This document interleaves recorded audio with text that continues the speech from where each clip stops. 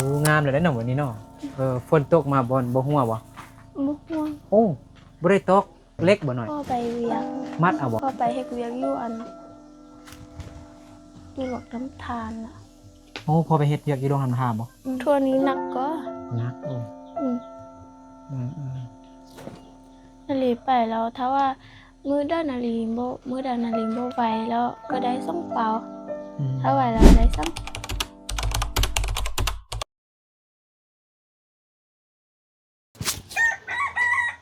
กับทักทายสบายดีพ่อแม่พี่น้องเบิดสุขูสู่คนเด้อยินดีต้อนรับเข้าสู่ส่องบ่าวนึกเผาไพรเส้นเก่าเหมือนเคย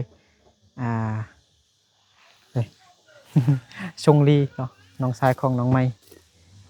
จังน้อยจึงไปลิ้นนำเนาะไปลิ้นนำต้นบ่ได้ไปหาแล้วบ่นึกมานี่ก็บ่นึกก็ได้เอาขนมไปให้น้องชายน้องสาวของน้องไม้แต่บ่นึกบ่ได้ไปถ่ายคลิปเนาะแต่มื้อนี้บ่นึกลองไปถ่ายคลิปเบิ่งคือบ่นึกเข้าใจผิดเนาะคือมื้อนั้นน้องไม้เซตมาอันว่าคำว่ากู้หั่นน่ะเป็นภาษามงมันค่อยภาษามงมันกู้ภาษาลาวมันค่อยภาษาไทยมันชันพมนะบ่นึกเข้าใจผิดคิดว่าน้องไม้เซตเสียงมามื้อนั้นตอนที่ได้ 2-3 เดือนที่ผ่านมาแล้วแหละบ่ได้ถ่ายน้องไม้บ่นึกเข้าใจผิดคิดว่าน้องไม้เว้าคำหยาบคำที่บ่สุภาพเรียบร้อยหั่นนะก็คือคำว่ากูมึงหั่นนะแต่ว่าคำว่ากู้เนี่ยจะเป็นภาษามงเนาะภาษามงกู้นะกู้แล้วก็แม่นค่อยฮักเจ้าหั่นนะน้องไม้เว้าภาษาลาวบ่ค่อยได้หั่นนะน้องไม้ก็เลยเอาว่ากูบ่มาเฮือนกูบ่มาเฮือนก็คือค่อยบ่ได้ไปเฮือนบ่ได้ไปถ่ายคลิปนำไอ้นึกแล้วสินะมื้อนั้นน้องไม้เว้ากูบ่นึกคิดผิดคิดว่าเข้าใจผิดคิดว่าแม่นอันน้องไม้เว้ากูเว้ามึงใส่บ่นึกหั่นน่ะบ่นึกก็เลยคืออยู่บ่แม่นเนาะจักหน่อยถึงพยายามก่อนมาหาน้องนาลีก่อนเนาะวันนี้มาหาน้องนาลีอยู่บ้านห้วยสะแงมเมืองสระบุรีแขวงสระบุรีโอ้ตอนหาเฮือนน้องนาลีนี่สะอาดดีรู้ไหม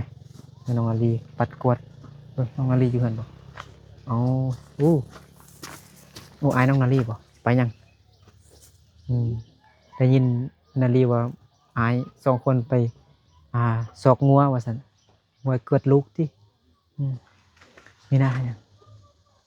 งนาลีลืมเอิ้นมีนาอยู่นาลีสบายดีเด้อโดยสมัยก่อนทักทาย FC อ่ะโอ้เอาตังค์มาพร้อมพี่น้องเนาะนี่คำฮู้แท้นิบไม้หายก่อนอันนี้ม้าน้องบ่หรือว่าม้ามีนาน้องเลี้ยงม้าบ่น้องเลี้ยงแต่อันมีตัวน้อยซ้ำนี้แต่ว่าไปแล้วไปอยู่ทางแล้วลกตามแล้วไตแล้วอ๋อ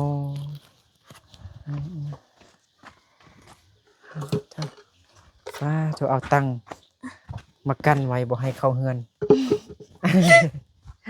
เอาเข้าไว้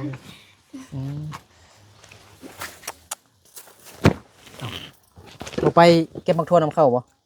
อายน้องการนะบ่ไปเก็บบักทั่วน้ำเข้าบ่ไปนึงที่ขนมเอาเจ็บหัวบ่โอ้กินบ่ได้บ่บ่เป็นหยังซั่นไปน้องกาเป็นหยังรถเสียบ่เห็นเราโพสต์อยู่เขารักโอ้อิสยะบ่เข้าไปลิ้นแล้วยุ่นลงไปเวียงบ่เห็นน่ะตอนเข้าเห็นน้องกาโพสต์ให้อยู่เด้ดีต้นเดี๋ยวโอ้เราซื้อเท่าไหร่รถน่ะแพงบ่เพราะว่า10ไปล้านนั่นแหละ10ไปล้านโอ้น่าจะเป็นรถไทยบ่หรือรถจีนจีนติเนาะเบิ่งไอ้นึกซื้ออันขนมซื้อขนมอันนี้มามีขนมปุ้งแน่แล้วก็ขนมขนมเป็นยังนี่มีฮูบสตรอเบอรี่อยู่นับได้แล้วก็ของกินได้ มื้อนี้ก็มีแต่ซ้ำนี้แหละมาฝากมาต ข อ อน บใจเด้ น้ อ องนาลีเอากินข้าวแล้วบ่ กินตอนเช้านี่บ่ได้กินตอนสาย อ๋อ ตอนสาย โอ นี่ เค นะยังบ่ได้กิน ตอนเช้ากินแล้ว อืม ตอนเช้าเห็นยังกิน กินมี กินมีบ่ อืม อ๋อน้องมีหน้ายังกินข้าวลาลาอยู่เด้น้องนาลียังมีกินอยู่ พ่อแม่ไปหยัง แม่ไปนะมา อ๋ออืม พ่อเราไปเฮ็ดเวียกอยู่อันอยู่ซ่าก็ เลยนาลีกินข้าวแล้วเนาะ เขาไปบ้านนารินบ่เนาะ ฮะ เขาไปบ้านนารินเนาะ เข้าไปบ้านนาลี อืม เข้าเฮือนนาลีบ่ อืม โอ้นาลี นารินเว้าได้เต็มบ้าน อ้าวนาลีครับไปลิ้นเฮือนว่าซั่นเนาะเข้าไปบ้านว่าซั่นเอาไปลิ้นเฮือนนาลีดู เงินนารินแล้วเดี๋ยวนี้เราพ่อสิไปเฮ็ดเวียกแล้วพ่อเปลี่ยนตัวนี่มันเป็นกะสิ อ๋อเฮือนครัวน้องนาลีนี่ใส่สังกะสีมาแล้วเนาะ เอาเงินตัวไอ้นึกไอ้สีฟ้าค่ะไอ้เอามาให้นะ อ๋ออัน เาไป 500,000นั่นบ่ อ๋อเอาซื้อสังกะสีเนี่ยบ่ แม่น อ๋อ FC อันฝากเงินมามื้อนั้น500,000กีบให้น้องนาลีแล้วน้องนาลีก็เอาให้พ่อไปซื้อสังกะสีมามุงเฮือนครัวพี่น้องเนาะอ๋อโอ้งามเลยเด้อเนาะวันนี้เนาะฝนตกมาบ่ฮู้บ่ บ่ห่วง โอ้บ่ได้ตกเล็กบ่หน่อย มัดเอาบ่ มักเอา โอ้พี่น้องเนาะบางนึกก็หาก็เห็นเอาสังกะสีแบบบ่ตอกเลย มีแต่เอาไม้ปองน่ะไม้ฮกนี่แหละไม้ฮกไม้บงนี่แหละเอามาหนีบสังกะสีแล้วก็เอาตอกมามัดเนาะคล้ายๆแบบไม้ฮีบนะไม้อันปิ้งซีนปิ้งปลาหั่นน่ะหนีบเอาเนาะมันครัวเนาะเห็นบ่พ่อน้องนาลีเฮ็ดคักแท้ เอออืมมันก็บ่ฮ้วนบ่ บ่ฮ้วนเนาะบ่มีเวลาฝนตกเนี่ยมันบ่ฮ้วนบ่อ๋อเต้นเฮือนน้องนาลีก็มีไฟอยู่พี่น้องเนาะเฮือนน้องมีนาเนี่ยบ่ได้มีไฟฟ้าเด้มีแต่ไฟโซลาร์เซลล์หั่นแหละเอาเมียนเครื่องเออน้ำกินน้ำใสได้เอาอยู่ไส เอาอยู่อันอยู่หั่นน่ะ อยู่ อยู่ น้ำก๊อก แต่ บ่ ละน้ำกอบ อันนี้ แต่ละ น้ำกินบ่ แม่นน้ำกินอยู่ ฮะ อยู่น้ำกินนี่ก็แม่นแต่นี้แม่นเฮาใส่ อ๋อน้ำใส อั กินเลย ก็กินอยู่พี่ อ๋อนี่กินอันนี้กินอ๋อไอ้นี่คิดว่ามันอันนี้ก็กินอันนี้ก็ใสระวังเลยเนาะ อั มัน น นี้เอา กิ ใส่ น ล้าง แล้วบ่ ถ้ ต้อ ว ง ย เอามาอันไหนคันกินทางซ้ายอันเดียวกันจังนั้นมันเปื้อนมันเป็นพยาธิไหนเจ็บท้องท้องไหน มันเพราะว่าเฮามีอันนั่นหลายแล้วเขาก็มาลิ้นอยู่พี่ มันเป็นพี่มากินน้ำในนี้ เขากินแล้วเขาก็กินอยู่นี่เข้ามาลิ้น อ๋อ ถ้วย เขามากินอยู่นี่ เขาก็ล้างอยู่นี่ เนาะตอนน้องบ่เห็นเนาะเขาแบบมาลักกินอยู่นี่เลย เลย ก็คิดว่าแม่นน้ำกินเนาะ เข้านะน้องฮันเข้าไปลิ้นมาแล้วเมื่อยนะแล้ว มาแล้วมากินเลยตัวนี้ อ๋อ นะ ไอตอนเด็กไอตอนน้อยเนี่ยก็เป็นอันนี้แหละไปลิ้นมาเมื่อยกิน เข้ามาแล้ว ถ้าว่าน้ำนี้มันบ่มีไล่แล้วมีน้อยแล้วเข้าตับบ่ได้แล้วเขาว่านาลีบ่มีน้ำกิน เขาว่าซั่นนี่ อ๋อหายใส่เอื้อยแล้วเนาะ อืม เอ้ยนั่นลีมีน้ำกินให้น้องแน่ให้น้องแม่น้องเลย แม่น้องยุ่นงะ เห็นไหมย่า ไหม เฮ้ย คือ ไม่ส หั ว วน ไม่เท่า ไม่สวนไม่เท่า อืม แม่น้องบ่ได้ไปเก็บมักถั่วบ่ ไปแต่ว่าอัน ไป ไปแล้ว นั่งยืนก็ได้นะยืน เอา ไว้ เอาผ้า นั่ง ไป นะนั่ง อ่ะอันพ่อเด้ไป พ่อไปเวียกนะพ่อไปเฮ็ดเวียกอยู่อันอยู่หลอกน้ำทานน่ะ โอ้พ่อไปเฮ็ดเวียกอยู่โรงทำทานบ่ อืม โอ้ ไกลไปน้อยนึงอ่ะนิดนึงอ่ะ ฮะไก่ อืม ไก่หยังไก่มันไก่ ไกลไปประมาณ2 ชั่วโมง จักนี่ไปบ่ พ่อไปแล้วตอนไปแล้วขี่อันรถไฟฟ้าอัน โอ้รถ นะ รถไฟ ขี่รถไฟอัน อ๋อ ไป ขี่รถไฟ อืม ลาวจีนเนาะ อืม อ๋อไปลงน้ำทาอ๋อ พ่อไปแล้วตอนนาลีส่งไปแล้วแม่น5 โมงนั่นแหละ5 โมงไป เราไปฮอกอยู่ไสยานแล้ว6 โมงไปแล้วพ่อขึ้นรถไปฮอกแล้วหาบางหั้นแล้วก็ไปหั้นไปอืมแล้ว12 โมงแล้วพ่อไปฮอดละ โดยเออๆจากอันสถานีรถไฟอยู่โรงพยาบาลบ่ อืม เราไปลงน้ำทาใช้เวลา2ชั่วโมงเลยจังได๋หรือว่าชั่วโมงปลาย2ชั่วโมงบ่คือใกล้คืออันดนแท้ซั่นน่ะเพราะว่าพอบ่มีสัญญาณแล้วพอบ่เบิ่งโทรศัพท์แล้วไปแล้วมันบ่เห็นคือซำเนี้ยมันเห็นคืออันตอนนั้น ตอนนั้นประมาณ7-8 โมงหั้นนะตอนนั้น7-8 โมง อาตอนแลง 7-8โมงตอนแลงเพราะบ่มีสัญญาณบ่สัญญาณโทรศัพท์เพราะว่ามันเข้าอยู่หยังก็แล้วขี่รถไปแล้วมันบ่มีสัญญาณอ้าวบ่มีมันเข้าอุโมงค์โทรหาไผก็บ่ได้อืมโทรหาตอนแม่โทรหาเราเห็นปิดเครื่องอยู่นี่ อืมพอไปเฮ็ดเวียกหยังอยู่โรงน้ำทาเฮ็ดเวียกหยังนาริมบ่ฮู้เฮ็ดเขื่อนเข้าไปเฮ็ดอัน เฮ็ดหยังมาเฮ็ดนั่นน่ะแล้วเขาไปเฮ็ดเขาเอาจดเอาสวนไปจุบหั่นนะแล้วเขาคิดอันเขาคิดโลกอันไปจกดินหั่นน่ะเพราะมันเป็นทางรถไฟบ่บ่นาริวอืมแล้วนาลีแต่ละมื้อเฮ็ดหยังแต่ละไปมื้อน้อเก็บหมักงนาลีเฮ็ดหยังทั่วเก็บมักทั่วบ่บ่เก็บหมักทั่วแล้วอยู่แล้วเดี๋ยวนี้เราบ่เฮ็ดหยังแหน่แล้วบ่เก็บหมักทั่วแล้วอยู่แล้วก็อยากไปเก็บหมักทั่ว อ๋อเมื่อวานนี้ไปซะอยู่เฮือนบ่หรือว่าเก็บมักทั่วเมื่อวานนี้นาลีบ่ไปอ๋อบ่ไป มีนาไป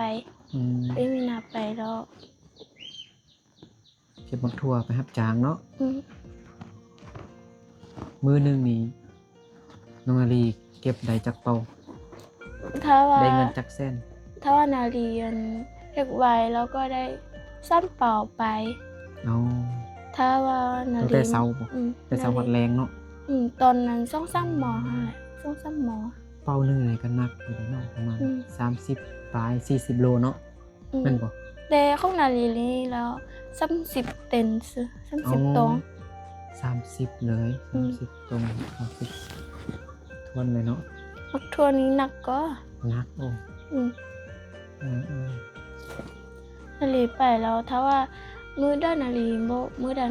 ไหวแล้วก็ได้ส่งเปา อืม ถ้าไหวแล้วได้ซ้ำเป่าไปสิฮอด10 ปอนด์ ได้จักแสนน่ะแต่ละมื้อ เข้าค่ายอันเป่าหนึ่งนี้30 โลนี่60,000 60,000โล2,000 แม่น บ่แม่นโล2,500บ่ ดู2,500แล้วเขาเฮ็ดอยู่เขาเฮ็ดอยู่ไกลอยู่ อยู่ไกลบ่ อยู่หลักก้อน อ๋อ หลัก7นั่นนะอยู่อันแล้ว2,500 แม่น แล้วอยู่ไสยานแล้วเขาก็เฮ็ด2,000ตรง อืมอยู่เมืองเพียงเขาก็เฮ็ดโล2,000กีบ อืม มื้ออื่นนี่ไปเก็บมักทั่วน้ำมีนาบ่ ไป ขี่รถย่างไป ขี่รถ ไปกลับบ่ ยาว หรือว่าไปนอน ไปกลับ ไปกลับ เดี๋ยวนี้เราไปแล้วเข้านนยวนบนมัดทวนแล้วเข้านนเต็มแล้ว โอ้ แล้วบ่มีบ่อน บ่ น มี อน บ่อนนอน แล้วก็กลับ โอ้กลับก็ได้เสียน้ำมันหลายบ่เนาะ อืม จังว่าน้ำมันแพง เดี๋ยวนี้ พี่ เรา อง น้ำมันแพงแล้ว จินไล่คนหนึงนี้จริงนับนะคนหนึงนี้2,000แล้วเขาก็ได้จ่าย2,000 อืม ถ้าผู้ขี่รถยานนะถ้าว่าจินบ่หนักเฮาแล้วเขาก็ได้เสีย40,000 กีบนี่ 10,000กีบ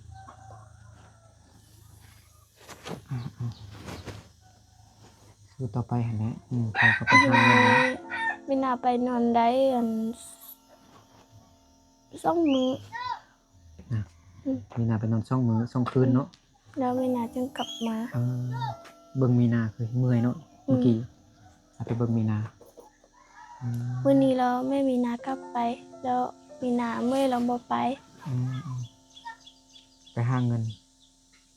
สิไปส่งไปหาเงินนี่ได้เงินมาแล้วสิน้องนาลีสิไปเฮ็ดหยัง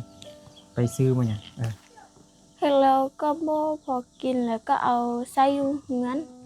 เนี่ยซื้อเครื่องกินซื้อสบู่อาบน้ำ สบู่อาบน้ำซื้อเกลือเป็นหนัว ซื้อเกลือเป็นนัว อืม ดีแล้วน้องมีนาเนี่ยเก็บเงินสิเฮ็ดเฮือนไปหาแสนคลิปเลยว่าซั่น ไม่น่าแล้วไม่น่าไปนอนไม่น่าได้ไล่ หลายๆเนาะนอนเนาะเก็บแต่เช้าฮอดค่ำเนาะ มีนานี้เราไปเก็บมดทั่วแล้วไว้มีนาน่ะ ไว้นี่ เฮาได้แต่ส่งเป่าเราก็ได้แต่ส่งเป่าไป อืม แม่เราก็ เก่ง แม่เราก็บ่เก่งคือเราเนี่ยมีนา อ๋อแม่มีนาก็บ่เก่งสำลูกสำเนาะบ่เก่งสู่ชีวิตแห่งพี่น้องเนาะมีต้น มีนานี้แม่เราได้แต่คู่หนึงแล้วเราได้แต่ส่งคู่แล้ว อืมก็เบิ่งบอนอยู่บอนนอนของน้องชาย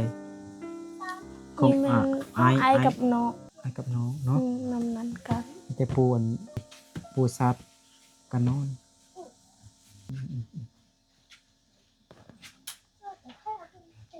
แต่โอ้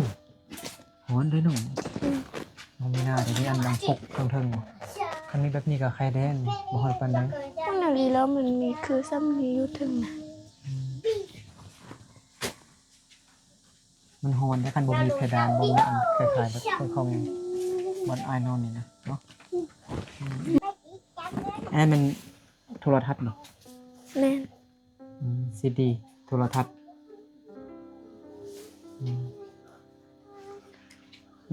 เบิ่งได้บ่ เบิ่งบ่ได้แล้ว ได้ ปานได้เบิ่งซื่อ โอ้แม่ไปพอไปหาเงินนี่สิไปจักเดือน บ่ฮู้เพราะว่าอันประมาณเดือน7กับเดือน8เฮาแล้วข้ามบ่เห็นแล้วแล้ว สิกลับมาเนี่ย เอาแม่นอนนำเผานะนอนผู้เดียวว่าซั่นน่ะ นอนกับน้องใส่ อ๋อนอนกับน้องสาวงั้นน้องมีนามีทรัพย์สมบัติหลายได้อเนาะมีเครื่องหลายฮู้บ่มีมรดก เขายังหลายบ่เขากินนะเขาเปลือกนะ อย่างนั้นคือ มีจักเป่า ปีนี้แล้วนาลีได้แต่15 เป่า 15เป่ายังจักเป่าหั่น นาลีบ่มพูนาลีบ่มเนี่ย อืม อย่างแต่อันประมาณ5-6 เป่าน่ะ เดี๋ยวนี้หมู่เพื่อนน้องบ่ได้ดูถูกน้องละติบ่เว้าให้คือตะกี้เนาะว่าน้องนาลีลำบากเนาะตะกี้นี่น้องนาลีว่าหมู่เพื่อนเยาะเย้ยมาดูถูกว่าเงินน้องนาลีจนลำบากเนาะนาลีคือให้มื้อนั้นให้ทั้งลูกทั้งแม่นาลีน้องนาลีก็ให้แม่ก็ให้นาลีก็ให้สิเว้าหยังก็อย่าเข้าบ่ต้องไปสนใจบ่ต้องไปแคร์บ่ต้องไปคิดหลายเนี่ยขอก็อย่าเข้าเด้อมาเมื่อยมา โอ้มามีนานี่มันฮ้อนมันนอนอย่างนี้เขาสิเว้าหยังก็อย่าเข้าเด้อบ่ต้องไปเก็บใส่ใจสู้ต่อไป เด้อ โอ้สังกะสีมันฮ้อนเด้อเนาะ อยู่เหมือนอยู่แล้วพอแล้วจัดหน้าแล้วเขาก็อยู่นอกแต่ว่า อยู่นอกเนาะ อยู่นอกไล่แหละตอนนี้ ไปเล่นอยู่นอกไปกันมันอันนั้นมุงสังกะสีมันต้องฮ้อนพี่น้องเนาะบ่คือมุงหญ้าโทษอยู่นอกนี่ก็ลมพัดแล้วก็บ่ได้มุงสังกะสีอยู่นอกเนาะมุงหญ้ามามีนาเนาะ อยู่เงินเฮาอยู่เงินก็อยู่ ไป เงินน่ะ เฮาอยู่นอกอยู่นี่มากินขนมติเอาขนมให้มันกินกันอยู่ต้นมันคือว่าจอยน้องมีนาเกลือเข้ามันน้อยติมันเป็นต้นมันลายมาของมีนานี่แล้วตอนนั้นมันเจ็บหัวนะแล้วมันจ้อยเราไม่คิดว่ามันจำบ่ดี เราไปซื้อยามาให้เจ็บหัวเข้าใจนะมันมีนากินแล้ว มันก็ดีมันก็บ่ตายเพราะนาลีเราไปลิ้นยวนหัวทางแล้วลกหมักตำลกซิ้นนะ FC บางคนนี่ให้บ่นึกซื้ออันขนมไปให้อันเห็นมาอันหลายเอาให้มาเด้อกันเนาะ FC บางคนก็ว่าผู้ใหญ่ใจดีฝากเงินมาแล้ว ซื้อขนมทั้งเฮามาให้หมู่ให้คนว่าซั่นโอ้ยแต่ละความคิดบ่คือกันเนาะคนเฮาบางคนที่ฮักหมาฮักแมวเขาก็ฝากเงินมาให้ซื้อขนมไปให้หมาได้คันสมมุติเห็นหมาแล้วตัวสิเห็นบ่มันจะกินขนมนี่มันก็จะกินสิเป็นหยังเนาะเฮาก็กินมันก็กินทางหมาทางให้ตัวทางกินทางให้หมาเด้เอานั่นมันจอยแฮงดิต้นมันเด้คนฮักแมวฮักหมานี่ก็ให้ซื้อขนมมาให้มันซื้อข้าวมาให้มันซื้ออันเป็นอาหารหมามาให้บางคนฮักหมาฮักแมวก็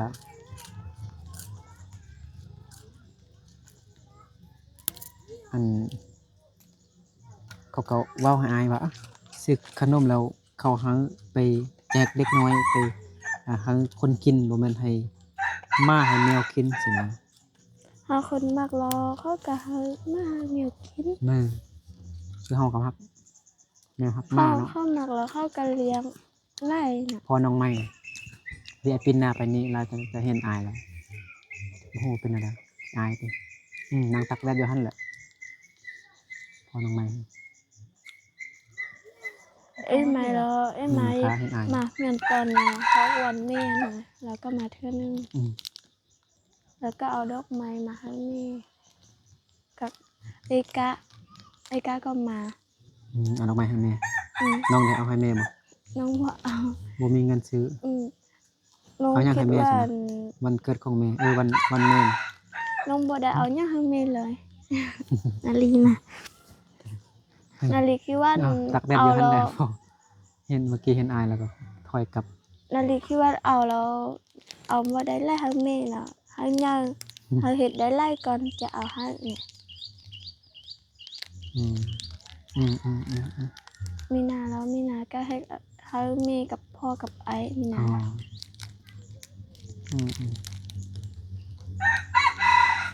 อ้าวผมทางอันยังขนาดมันแปลนแล้ว ต้องทางเนาะพอน้องไม้พี่น้องเนาะคุณบุกล้ามาเฮือนเนาะเห็นบ่นึกเราจักนั่นได้ขี้อายบ่นึกหรือจังไดก้มลงอยู่หั่นน่ะตักแดดอยู่หั่นแล้วบ่กล้าลงมาเฮือนซ้ำเห็นบ่นึกอยู่เฮือนน้องนาลีจังไดจึงสิพยายาม อ๋อใช่จ้ะ นั่งลงตักแดดอยู่หั่นเนาะเป็นแต่หมวก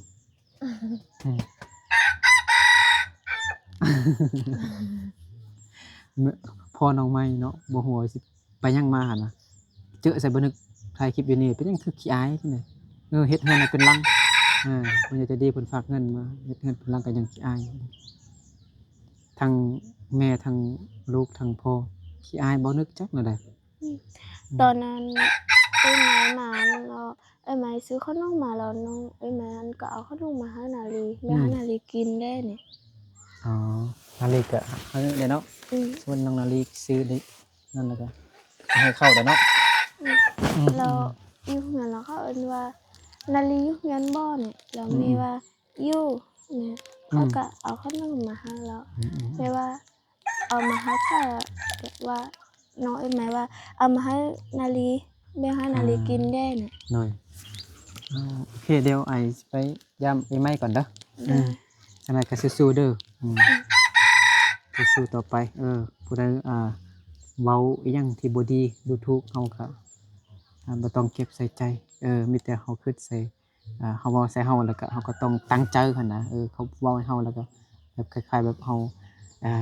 มันเฮาเจ็บใจเนาะเฮาก็ต้องสู้ต่อไปคันเฮาบ่เฮ็ดเนี่ยเขาแฮงดูถูกเฮาเขาแฮงว่าข่มเหงเฮาหั่นนะเฮาต้องสู้ต่อไปเด้อต้องคิดหลายเด้อได้เว้าหยังก็อย่าเข้าเสียงนกเสียงกาเสียงหมาเสียงแมวคิดแต่แบบนั้นก็แล้วไป โอเคเนาะเอาขอบใจขอบคุณ FC บอสสุคนที่เข้ามาติดตามรับชมก็ขอบใจที่บ่คำโฆษณาเนาะขอให้ทุกคนจงอยู่ดีมีแห้งสุขภาพเข้มแข็งแข็งแรงขอให้มีแต่ความสุขความร่ำรวยเนาะร่ำรวยเงินทองเบิดสุขคนเด้อเนาะเอาสำหรับคลิปนี้บ่าวนึกกับน้องนาลีก็ขอลาพ่อแม่พี่น้องเบิดสุขคนไปก่อนเดี๋ยวพบกันในคลิปต่อไปเด้อสบายดี